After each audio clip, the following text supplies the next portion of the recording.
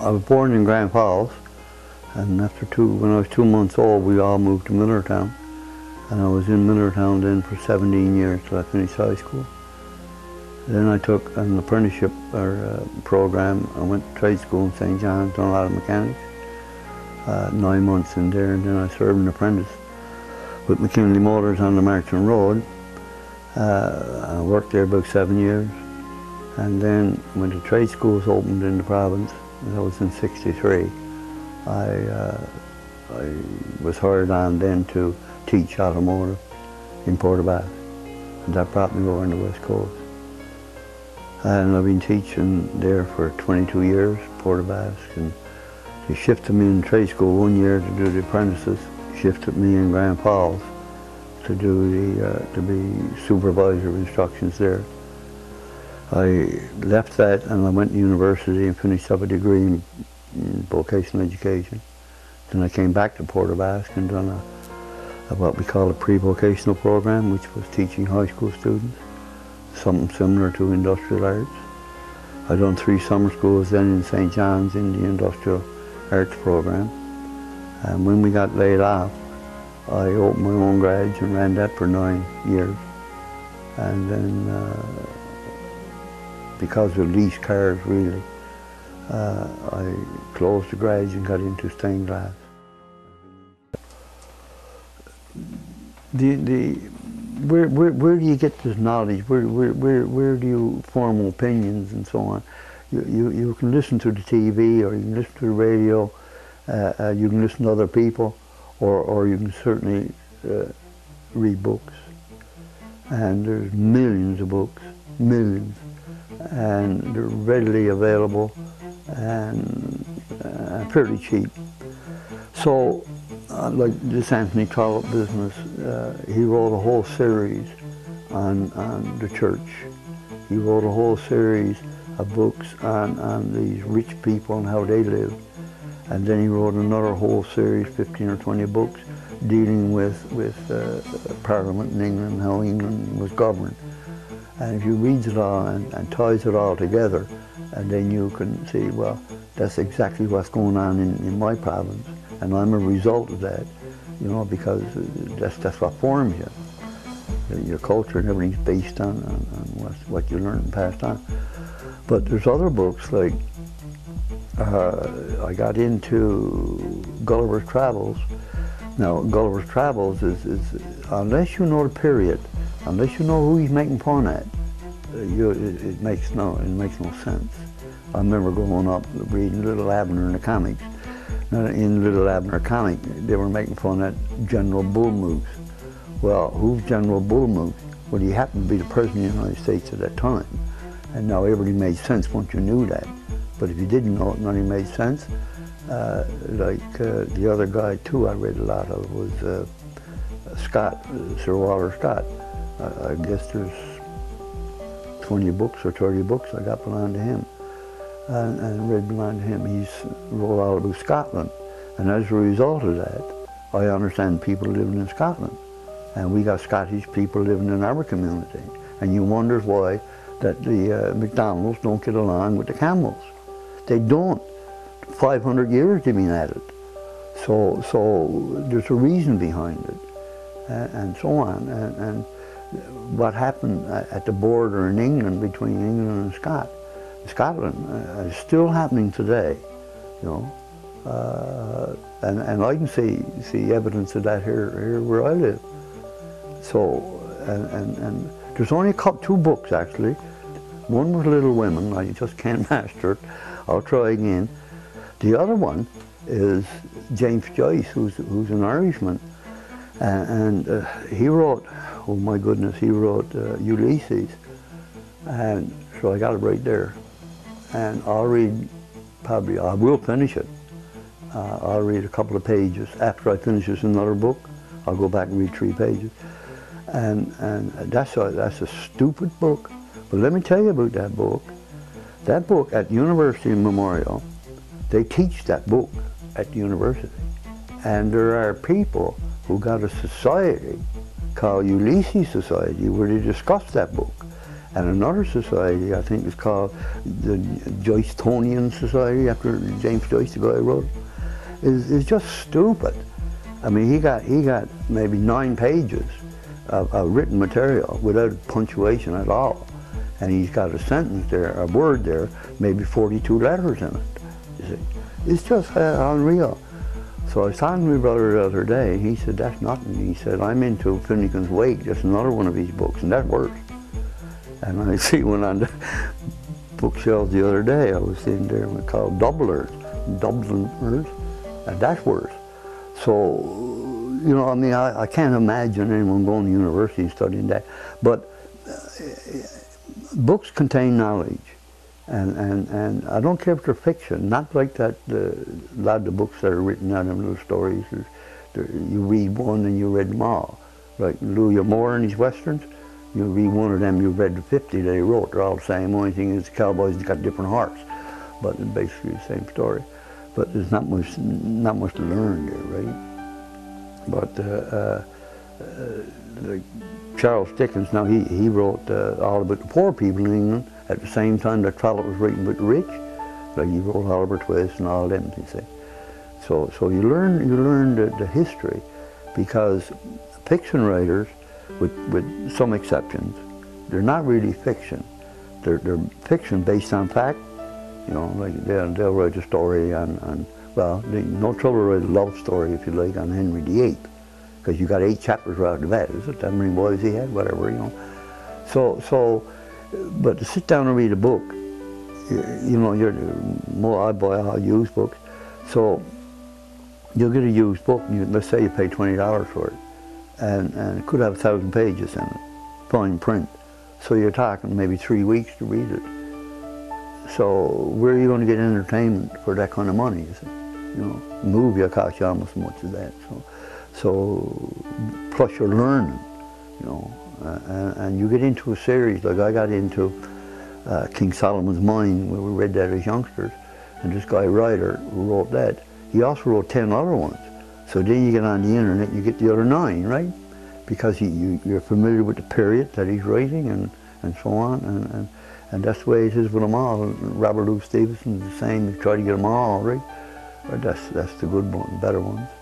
And then you can go way back. You go back to Fielding, and each publisher back in the late 1800s, early 1900s, like Oxford Press wrote them, and so on. And they had a list of the 100 best books ever written. So you try to read those 100. And then you got Every Man's Library, and that's another 100, a little different, right? So the more books you read, the better you're informed.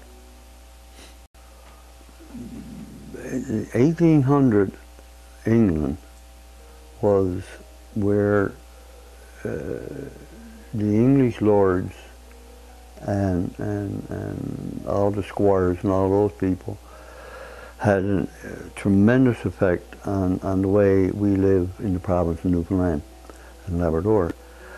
And a girl by the name of Sue Grafton, who writes mystery stories, and she said she would never be caught without an Anthony Trollope novel, because it talked so much about the British system.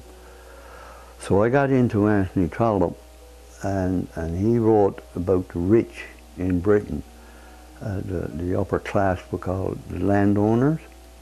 And after reading several of his books, 20 odd of them, it relates to Newfoundland, because Newfoundland was a colony of Britain, and what they done in Britain was applied to Newfoundland. So that was my interest in the 1800s. The British system, well, they were landowners, and what happened, it was King Henry VIII, of course, it was all Catholics at that time, and the Pope. And Henry, of course, wanted to get married, and he wanted to get a divorce. So in order to get a divorce, the Pope wouldn't grant him the divorce, so he said, I'm going to get a divorce anyhow, and he formed the Church of England. And he was the head of that, and he had a right by divine providence, if you like, to rule the British people. So now, then all the land that the monks had and the Catholics had, he confiscated and gave it to his friends, which meant now that we had all those, and that's, you know, about way back in time. So we had all those lords and dukes and counts and all these people who never ever worked. They never worked. All they did, they had these big estates out in the country, and they chased foxes, and they would have shoots where they would get after the pheasants rather, and they just lounged around all summer. And in the winter, they would go to London, what they referred to as the season. And there they would attend opera and the theatre and have those great banquets and balls and so on. And the reason behind all of this, one of the reasons, was that some of those estates were centuries old, handed down to the eldest son, the heir. And sometimes that boy was a wreck. He would gamble and he'd lose all the money, and then the banks or people that was loaning him money would call in their loans. Now that meant that property was gone after centuries, you see. So what he had to do, he had to marry money. None of these lords or none of these people ever married out of love. They all married for money or for property. And that's the reason why they all had those mistresses. They all had mistresses. And a lot of those mistresses used to have children for them. And those children always carried the name of Fitz, like Fitzgerald was Gerald's son out of wedlock by a mistress, you see. So they go to London and they match up these people, and sometimes the man that had to get married for money, he could have been 60 years old, and he married someone 14, you know. So, and where did they get their money? They got their money off of rent from the land tenants. They would lease out their land and get this taxes, we'll say. Now, when Newfoundland, Cabot come over Newfoundland in you know, early 1500s, late 14s, and what they had over here was fish. So the British merchants, they used to send their sons over, see, as agents, and to look after the fishing industry. They had over here their interests. Some of them came and stayed, and some of them just got other people to look after their interests. And that's how come that whole Water Street Merchants was formed in Newfoundland. And it was the same system. We didn't shoot foxes because we had none, but they were the same system. These people never worked. They just taught and played cards and so on. It's the same thing. In Britain, they used to send their sons to special schools like Eton and Oxford, and all they learned there was rhetoric and poetry and stuff of that nature. And I think it was Emerson, Ralph Waldo Emerson, the great American author, poet, and evangelist. What he said about university students was that all they learn in university is words, and that's all they knew, a great memory for words. And they spent the rest of their life running around trying to find a place to use those words. So he had never had much, they didn't know anything coming out of university, but it didn't matter, see, because the farmers and the tenant people, they couldn't read nor write. Now, why they couldn't read nor write was because of the church. The bishops in England had complete control of the education system, and they were controlled by those lords and squatters and these top English landowners. So they done what the landowners want. They would appoint the bishops and so on. They used to have their own chapel in their own houses, and they go to morning prayer and they go to evening prayer, and in between that they'd have court and probably hang one of the farmers because you caught a fish out of the farmer, out of the owner's pond or something. So, and that same thing was happening in Newfoundland, you see, exactly the same. And then you get into the government. In England, the government was controlled by these same people. They would appoint you had to be a landowner and even to be able to vote. And that was the same as in Newfoundland, you see. It had to be those Water Street merchants who had total control, and they made laws to suit them. You know, there was no laws for the people who rented the property. There was no laws for the fishermen. The fishermen in Newfoundland never saw money, never ever saw money. They fished the Labrador, they come home with fish, and the fish merchant will give them exactly what they wanted. If they had lots of fish, the price was down because you were after glutting the market. You would have done better off if you never caught so many, you know. But it was exactly the same. They gave you enough groceries and that to get through the winter. They outfitted you in the spring to go to Labrador again with nets and twine and clothing, and it was what we call the trunk system. And that went on for hundreds of years. And if you tour Newfoundland today, you will see buildings, the Ryan premises, those old fish merchants, and you'll go down to Newtown, and you will see a place down there called the Barber property, and they have tours down there, millions of dollars spent on the building, and I went through it, and I was going through it with the tour guide, and she come to this room. Now she said, this is the birthing room. That's where the missus used to go and have her babies and do the lying in for 17 days or so, which was sickening, really. So I said to the girl, I said, I just can't go through the rest of it. And she said, why? Well, I said, I want to go out now and see where the fisherman lived. You got his place all done up, you know, with the gravel floor and the windows stuck with cardboard and so on, because this is where the man made his money, you see. So, oh no, she said, we don't have that done up, right? But that was the way it was, identical to the way it was in Britain. And this went on until we went into the hole in the 30s. And what happened there was the Water Street merchants and the First World War, Britain needed men to fight. So these merchants said, well, let's send over a regiment, you know. So they sent over a regiment at the Newfoundlanders' expense. And they all got slaughtered in one or two battles, but we're still paying for that. See, we still had to pay to equip the rest of the regiment. But this is Water Street merchants, and this went on. So then we got the Commission of Government, which again was ruled by British people appointed to run Newfoundland, you see. And that went on until the 40s, late 40s. And then a guy by the name of Smallwood, he knew how poor the fishermen were in this province, and he knew how rich the merchants were.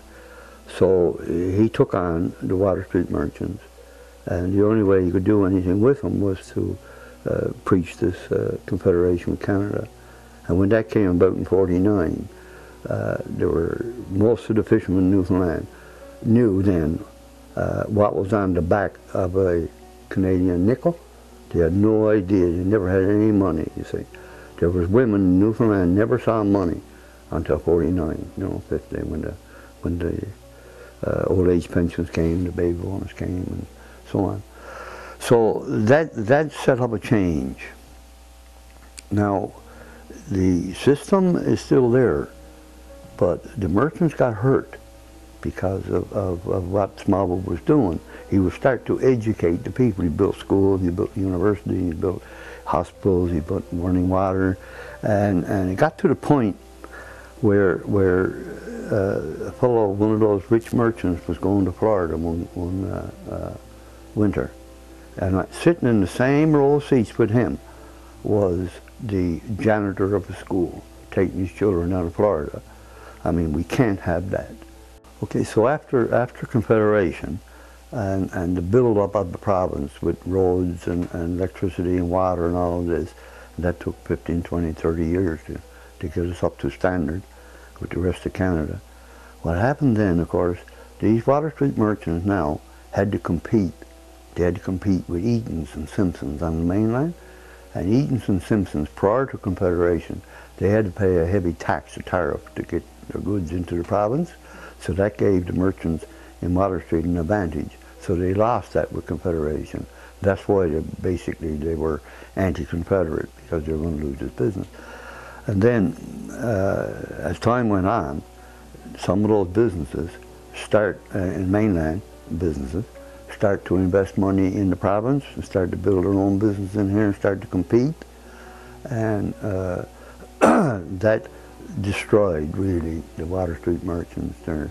And then within the last 10 years or so, we started to get huge franchises coming in here, you know, like the lumber people and the clothing people and the big box stores and so on. So they're pretty well done as far as that goes now. And Newfoundlanders now are more educated, and they're just as well educated now as any other place in North America and Britain. You know, and you can't fool us no more. See, you're not going to tell us there's thousands of fish, old man. When I got, you know, and Boston's not paying a big price for lobsters anymore. Well, that's strange. I was talking to him yesterday on the phone, right? He's saying, so what you're telling me is a lie, mister. And you can't get away with it anymore. They're still trying. They still try.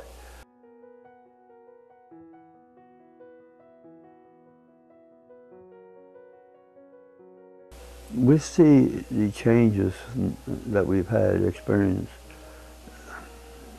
I wonder, do I see any change in society? Any hope? Any major changes? I'm not too sure what's going to happen with, say, the 17-year-olds.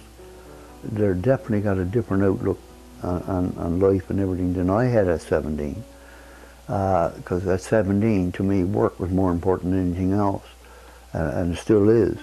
But to the 17-year-olds, I'm not so sure if work is that important to them, and because the workplace has changed, and they have changed. Their education programs, school programs have changed. But yes, I can't see I can't see where society is going to self-destruct, if you like. But the old ways, the rich versus poor, the rich are getting richer. You know, the gap is getting bigger between the two. And I'm not so sure if the younger people, that's the ones we got to look to, is going to change it. If they're going to put up with it, I got a feeling they're not, because usually when that gap gets so big between rich and poor, then you have the poor gets together and has a revolution and shoots them. I mean, that's history has proved that. Right? China done it, Russia done it, Cuba done it, the Americans done it, and I think right now, from what I gather from the States, the United States, they're pretty well to the point now where the poor is not going to take no more of it, because they owe so much money, and they got, you know, like the rich is getting too rich there. So it looks like prime time for revolution, like. And you can have a revolution without killing people, but like we had in Newfoundland, we had a major revolution in '49, but no one got killed.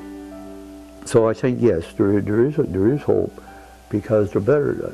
I don't know if you can say they're better educated, but the things that meant a lot to us probably don't mean anything to them. I'm talking about the 20-year-olds and so on. Marriage is not the same as it used to be. Huge change in marriage, because, you know, you're married, divorced, married, divorced, married, divorced, common law and all that. And although that was done in the past, because, you know, King Henry was divorced, I suppose, but not to the extent it is today. So this tie, this family business, is not as important as it used to be. So I would say yes, there is hope for society, yes.